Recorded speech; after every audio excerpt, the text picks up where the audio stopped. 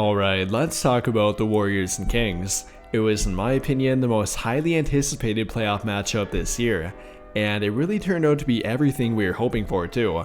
The Kings took Game 1 over Golden State and brought their elite offense to the playoffs, outscoring them 126 to 123 in an absolute shootout. And yes, they did end up lighting the beam too. Yeah, the Kings looked extremely comfortable, especially De'Aaron Fox. Sometimes guys get nervous when it's a playoff debut, but I think he has been doing so well in the league for some time now that it didn't really faze him. And they were at home. We all know how well the Kings are at home.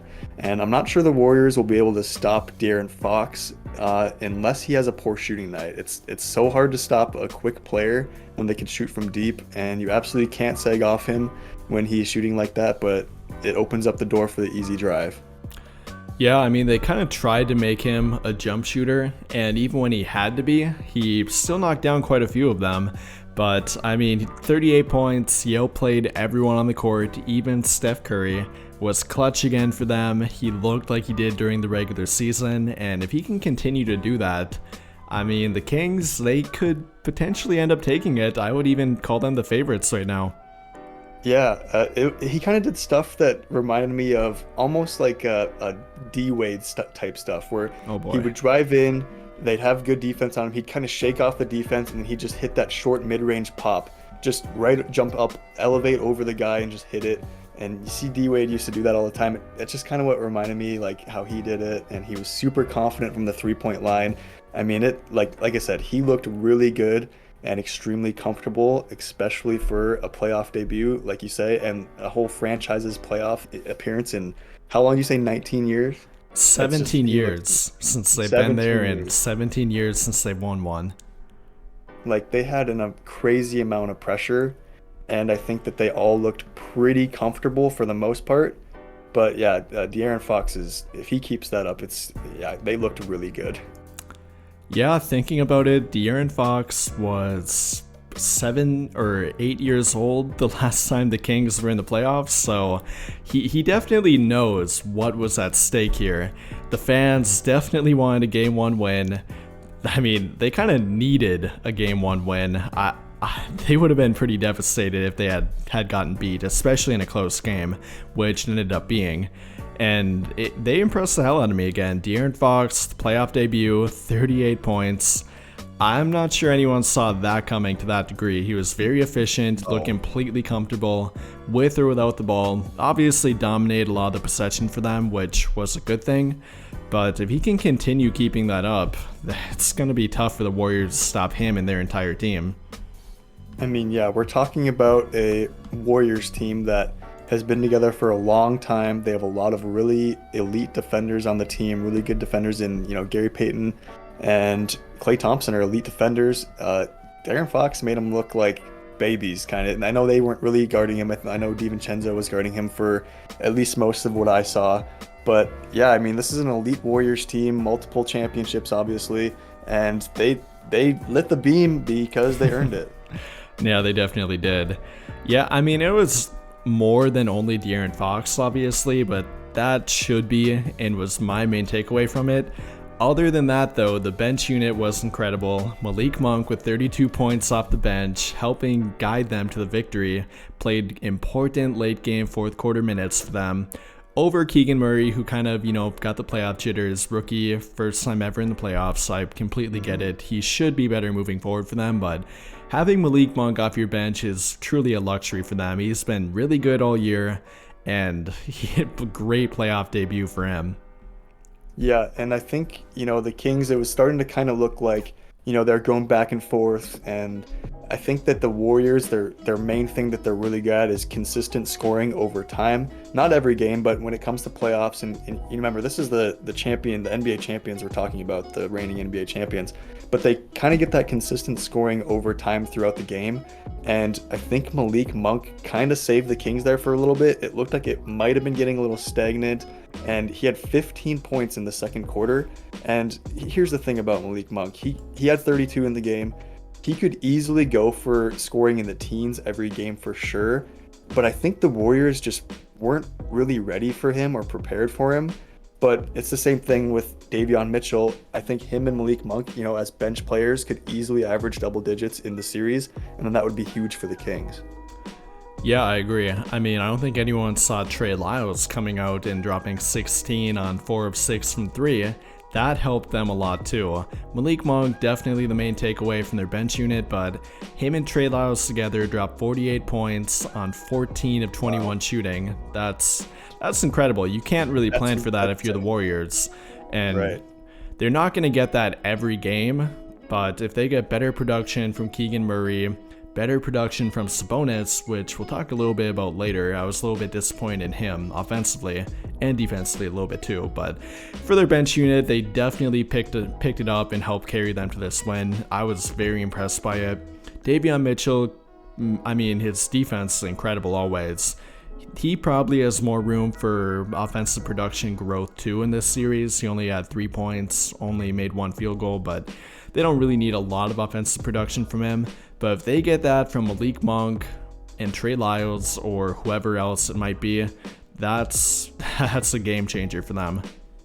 I mean, it was huge, obviously, for them to secure the win when you have players like Sabonis, who pretty poor offensively, and like say kind of defensively too, and then even Kevin Huerter, who he needs to be, in my opinion, way more consistent moving forward.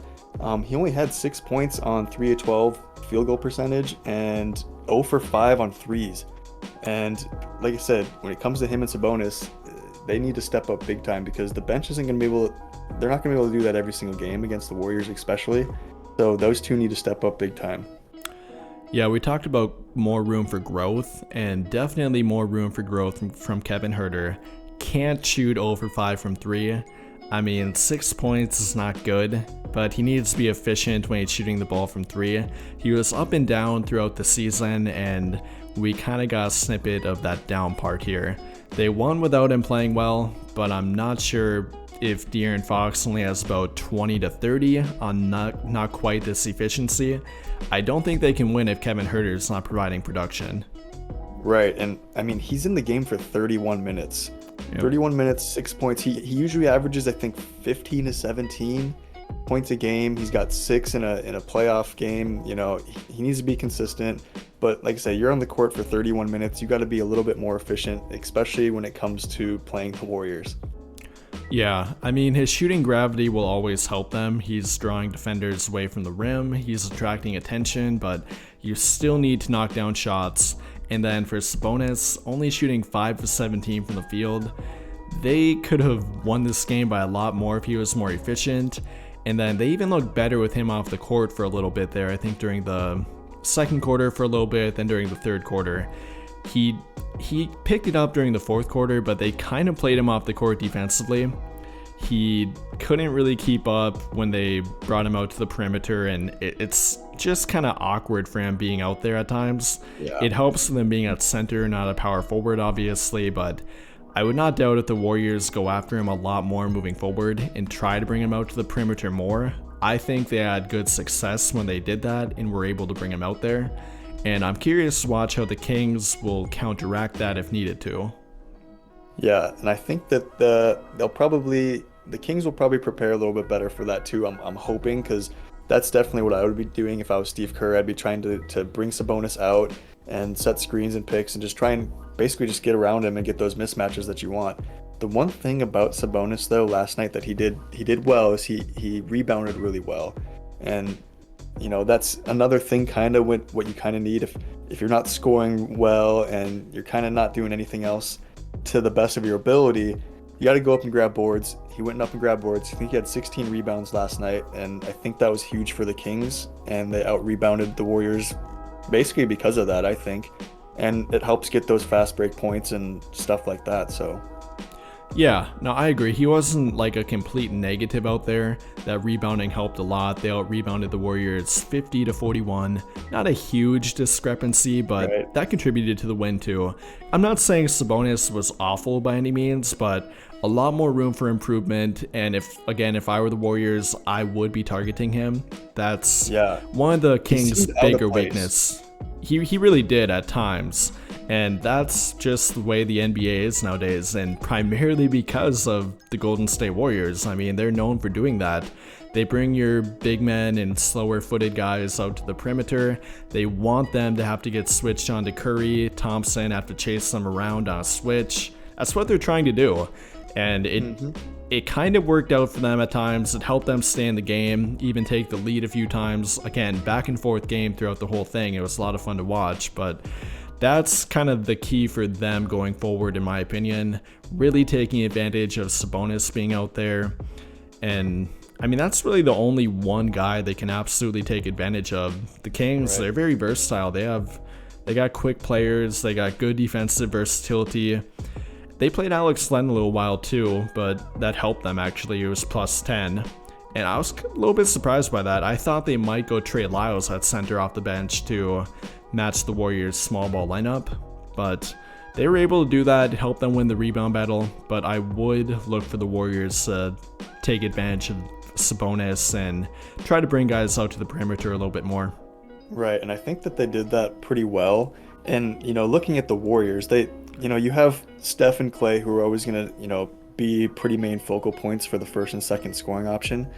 And they did well. Steph, I think last night Steph did just about all he could do. Clay played really well also. So a big thing we need to kind of look at is how Andrew Wiggins played last night. And he definitely needs to improve a little bit on shooting. It was his first game back in a while. It definitely, if he would have shot a little bit better last night from three, it probably would have been a pretty big game changer, especially in those key moments where, one team could maybe make a push for extending the lead and then kind of whittling down the other team. The Warriors kind of went towards Wiggins a little bit to start the game just for a little bit of offensive scoring. He was driving, getting buckets, he was hitting some mid-ranges, but down the stretch, he went 1 for 8 from three-point. And that's just, the Warriors can't win without that. No, and he missed that potentially game-winning three with about 3-4 seconds left, and that's critical. I think a lot of people are putting blame on him entirely for that. It's not his fault. He played great defense. He shot pretty well from the field if you take away his three-point shots. Again, good from the mid-range, got to the rim well. He looked really good for missing probably over a month, right? Right. Yep. And yeah, other than the three-point thing, I think he does need to get better at that. But I wouldn't put the blame on him. I'm not saying that you were saying that. And, final shot, final memory you get, recency bias. But yeah, he does need to shoot better from three. I wouldn't put it all on him, though. If Curry is the only one giving production throughout the game, that's the main problem here.